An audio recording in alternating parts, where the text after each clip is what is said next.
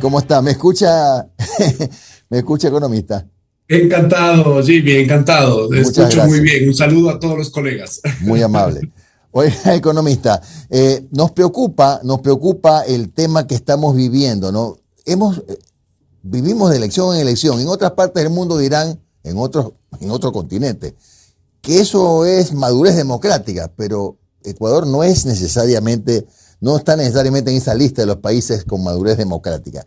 Y salimos de una elección, entramos a otra elección y resulta que en el 2024 sería, al presidente que le toque prácticamente tiene que entrar ya en otro proceso de elecciones, previo a la otra elección del 2025. Mientras tanto, ¿qué va a pasar con el país? ¿Cómo ve usted esta situación de un Ecuador electorero durante 2 años y medio o 3?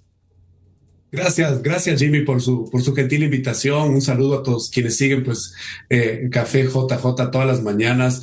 Bien, yo creo que si es que vamos a hablar de madurez democrática, comencemos un pasito hacia atrás y démonos cuenta que pues el Ecuador no ha destacado necesariamente por su madurez democrática o pues la estabilidad institucional. Desde el año 97 al año 2007, si contamos más o menos bien, son más o menos 8 presidentes. Luego, entre el año 2007 y el año 17 hubo uno solo. Luego, pues uno de transición y ahora pues uno de otra tendencia, por decirlo de alguna forma, y muy simplificado. Eso también es una tradición del país en cuanto a la inestabilidad institucional, por un lado. Por otro lado, sí, el país va a enfrentar una época de muchas elecciones, porque la de ahora es apenas el comienzo. Son 90 días para una primera vuelta. Luego, si es que hay una segunda vuelta, pues llevará el proceso hasta octubre. Y luego, pues, quien sea que salga elegido no tendrá otra opción, si es que tiene chance, por supuesto, de una reelección, de ser candidato para las elecciones del año 2025 y tendrá que hacer campaña 1 año y medio. Es inevitable. Eso quiere decir que el Ecuador tendrá 2 años de campaña y después de ello contaremos 3 gobiernos en apenas 24 meses. Ajá. Bueno, y mientras tanto, ¿qué puede pasar, por ejemplo, con la economía? ¿Qué puede ver de Ecuador, de Ecuador, o qué puede pensar el mundo de Ecuador? ¿Habrá confianza? ¿Usted cree que habrá alguna incidencia de todo este proceso eleccionario en el tema de la inversión extranjera? Por ejemplo, los inversionistas extranjeros podrían tener la tranquilidad y la confianza de invertir en un país que va a pasar de elección en elección. A ver, creo que hay que tomar un poquito de distancia a veces de muchas personas que a mi juicio llevan un discurso un poquito más incendiario, diría yo. El Ya. Ecuador y los empresarios ecuatorianos me da la impresión que ya han aprendido a tener a la inestabilidad política como una variable adicional al momento de hacer negocios.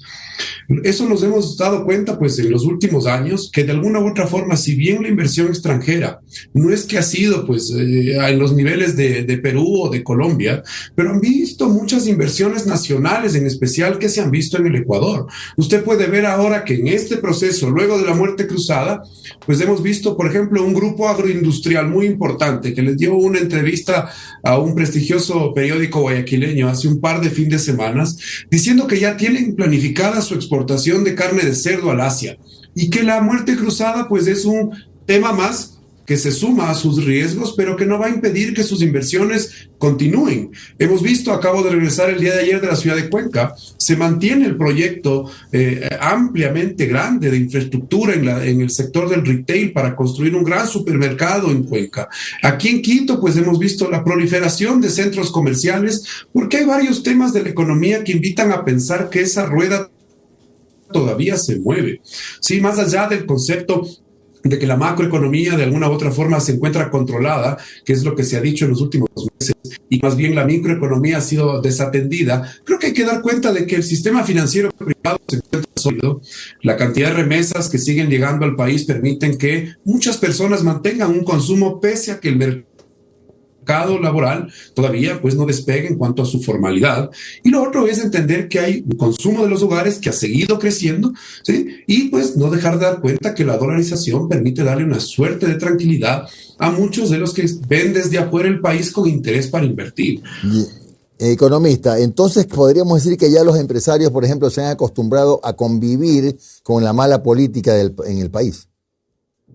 Yo creo que hay gente que en estas últimas semanas ha querido comparar el Ecuador con Perú.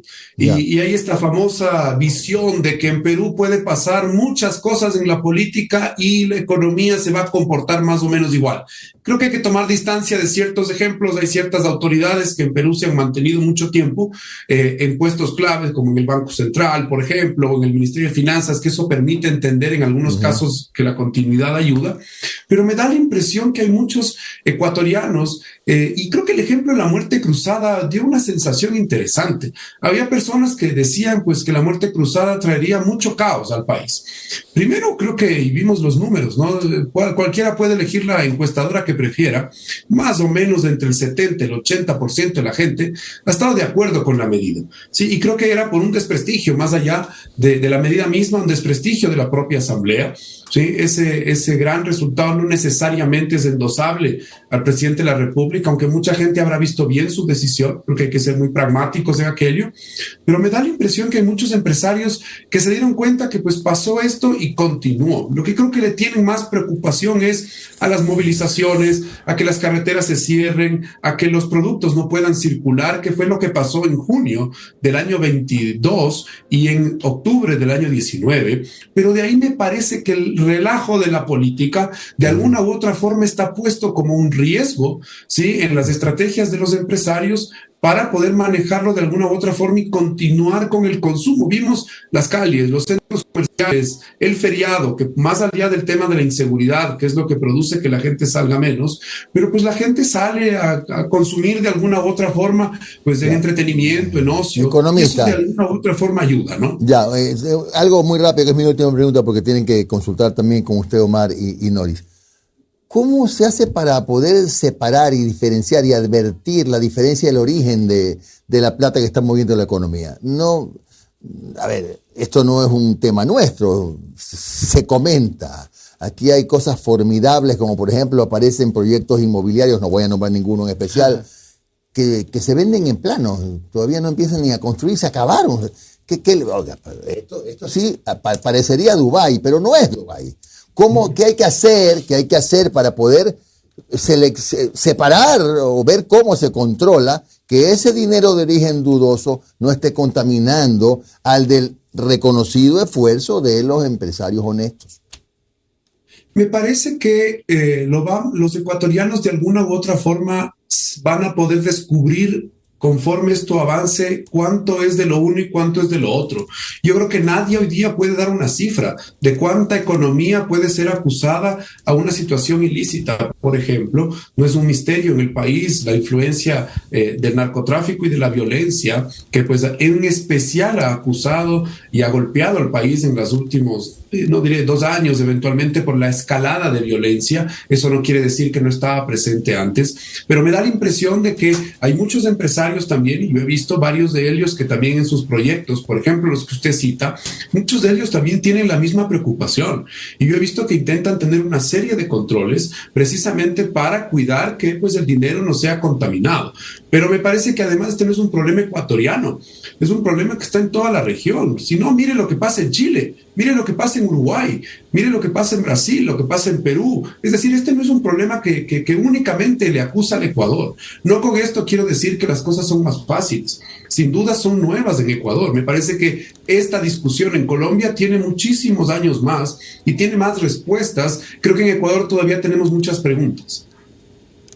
Economista, buen día. Omar Jaén le saluda. ¿Cómo está? Gracias por su tiempo, economista. Encantado, Omar. ¿Cómo está, economista? Una consulta. Miren, yo me pongo en los zapatos de los que van a aspirar a ser presidente de la República en agosto. Hay que ver todavía si el señor Lasso se decide presentar para culminar su periodo. Indistintamente de que llegue, más o menos en noviembre sería la entrega de credenciales a este candidato. ¿Qué es lo que le toca hacer en un escenario que no pinta nada bien, economista? Porque es verdad, podrá decir que están los centros comerciales, pero mire, yo lo estoy insistiendo, hay un 80% de probabilidad que se venga un niño, que algunos dicen que sería similar al del 82, lo cual a cualquiera que, bueno, yo no lo pude vivir, pero he podido leer el daño que causó. 1. Dos, el petróleo hoy está por $68. Hoy está por debajo de los $68.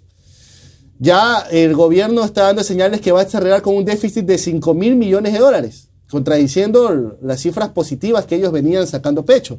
Van a terminar posiblemente con un déficit de $5.000 millones, con todas las cargas de pago de deuda externa que hay que hacer a partir del próximo año. A todo eso que le he venido diciendo, viene el tema de la inseguridad. ¿Qué es lo primero que tiene que hacer un candidato que llegue a la presidencia en noviembre? Encarar primero la inseguridad para traer tranquilidad a la parte económica, poder paliar la parte económica para con eso bajarle los temas de inseguridad. ¿Por dónde va el asunto?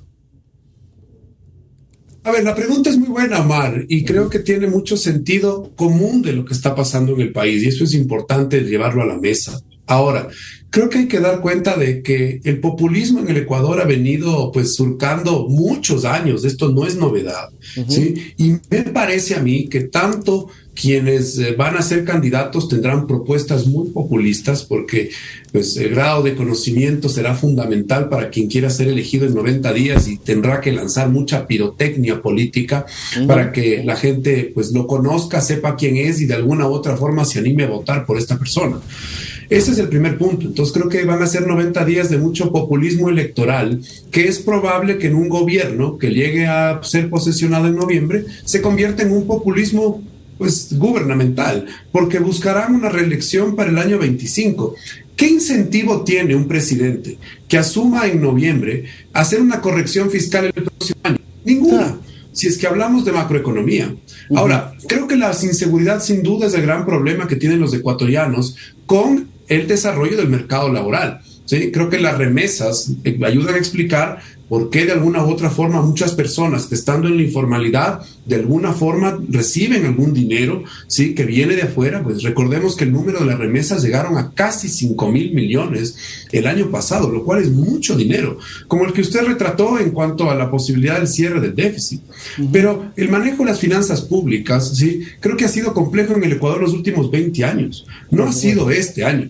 Sí, yo he escuchado pues a muchos colegas los últimos 20 años decir, por supuesto, que va a ser un pésimo año el que viene, que vamos a tener mucha crisis, pero de alguna u otra forma el sistema monetario se ha mantenido por 23 años. Hoy los ecuatorianos de alguna u otra forma viven mejor, y me refiero a que tienen acceso a una serie de pues bienes y servicios que no los tenían hace 20 años. Sí, eso hay que ser muy claros. Ahora, la pobreza en el 25% y la pobreza extrema en el 8% son las preocupaciones más graves que en la economía debería tener un presidente.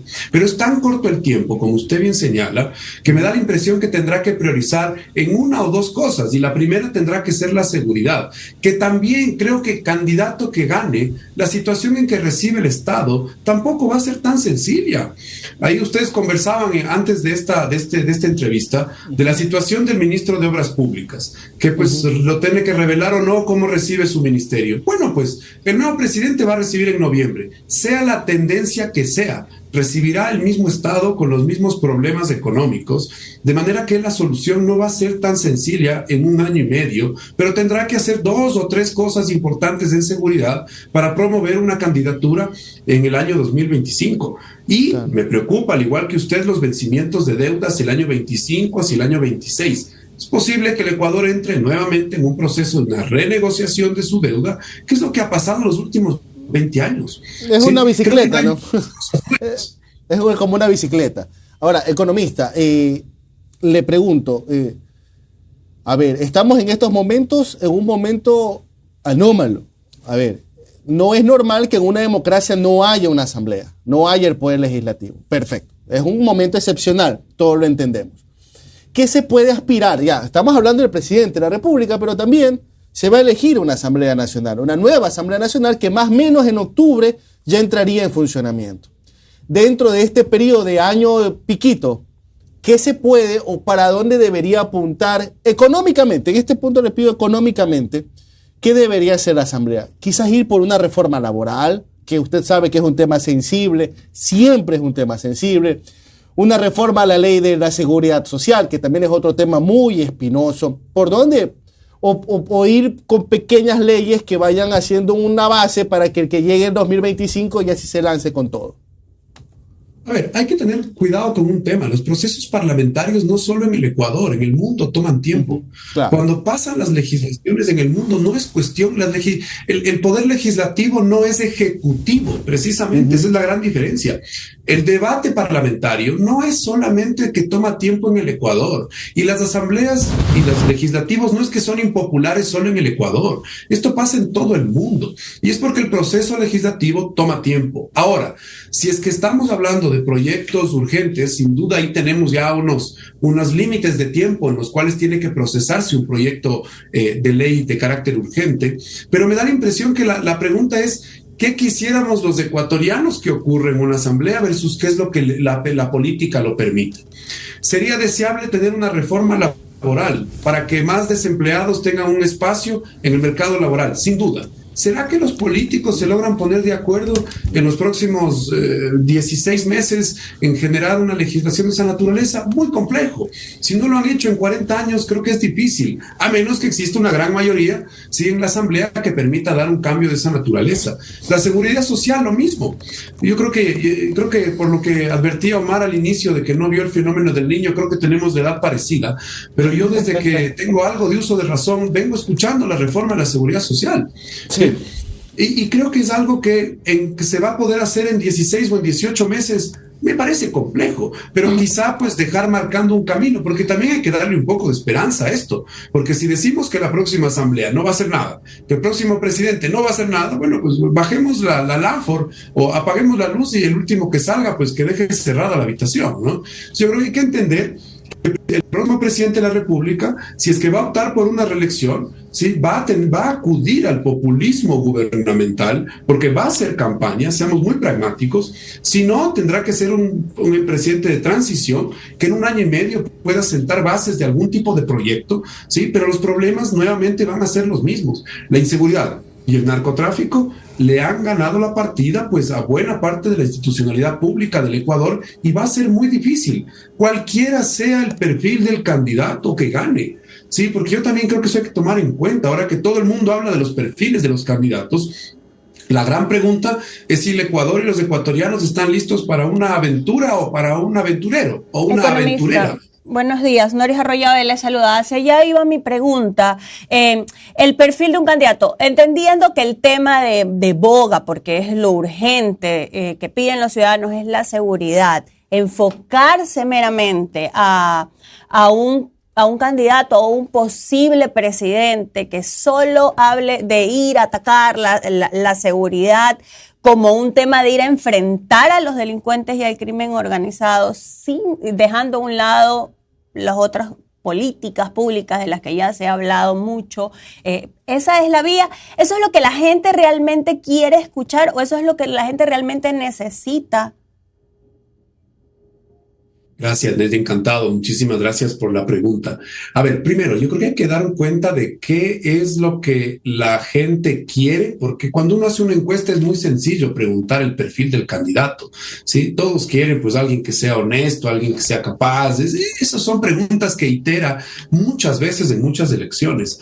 Hay dos partes de la respuesta. La primera es: ¿qué buscan los ciudadanos? Alguien que resuelva un problema, sin lugar a dudas. La inseguridad es lo primero, ¿sí? Pero hay una serie de problemas adicionales, ¿sí? Cuando un presidente se posesiona y llega al Palacio de Gobierno, no es que solamente le van a pedir respuestas por el tema de la seguridad, le van a pedir respuestas y soluciones a una docena de problemas que tiene el país, ¿sí? Y entre ellos seguramente habría una priorización. Pero la gran pregunta, creo yo, más bien es: ¿qué le pueden ofrecer los políticos a los ecuatorianos? Porque en el Ecuador no solamente tenemos que decir, oye, ¿qué quiere la gente? Sino hay calidad de políticos, hay políticos profesionales en el Ecuador, porque mire, la política es una profesión como la economía, es una profesión como la medicina, es una profesión que demanda una serie pues de cualidades para poder solucionar los problemas del Estado. Por eso se le llama el estadista. Claro, pero pero estamos, por ejemplo, viendo que todavía no se termina de conformar la papeleta y ya tenemos un gran listado y se hablan de ciudadanos que dicen, bueno, en esta desesperanza e inacción del gobierno quiero servir, ¿no? Pero ¿qué realmente se necesita para ser un presidente más allá de las ganas y de haber manejado bien ciertas cosas en su vida privada? A ver, por concepto, primero, pues hay una necesidad muy amplia de grado de conocimiento para ganar la elección. Voy a hablar del presidente, pero para ganar la elección en esta que es muy rápida, hay que tener un grado de conocimiento alto, ¿sí? Hay que tener un enfoque claro de una solución a los problemas de la seguridad y la economía. Tercero, hay que construir una persona política, una propuesta de una persona que pueda, pues, ser conocida y bien conocida por los ecuatorianos. Y me parece que todos van a querer jugar a ser el outsider. Sí, hoy no está de moda llamarse político, sino llamarse outsider. Y esto quiere decir quién va a convencerle a la gente, sí, que se presenta como una candidatura outsider. Ahora, ¿qué se necesita como presidente? Sin lugar a dudas, una persona que tenga una capacidad de resolver problemas, sí, de ser muy ejecutivo, pero además que tenga la capacidad de lidiar con la política ecuatoriana, sí. Es probable que si es que el Congreso termina siendo muy disperso, sí, tendrá que tener una capacidad muy amplia de negociación para poder llegar a acuerdos. Es que no es más complejo que eso, aunque es muy difícil lograrlo, pero es una persona que pueda tener la capacidad de lidiar con la política ecuatoriana y, como bien decía Omar antes, van a haber algunos fenómenos incluso naturales, ¿sí? Hablaban del Niño. Pues yo subo un poco también la apuesta, hablemos del Cotopaxi. Aquí, pues en la sierra, cuando nos levantamos en la mañana, cada vez vemos al volcán. A ver de qué tamaño es la fumarola. Así que hay una serie de desafíos que tiene que enfrentar el Ecuador y para eso se necesita un presidente que pueda atenderlos, resolverlos y gestionarlos. Sí, un presidente, pero también, por ser las elecciones cortas, se habla de que va a ser una campaña presidencial, pero también se escoge una asamblea y que requiere un cierto nivel de asambleístas para poder elevar el debate y que no se negocien votos a cambio de puestos porque el sueldo no me alcanza, ¿no? ¿Cómo hacer para que en unas elecciones tan cortas esto también surja y este debate se instaure?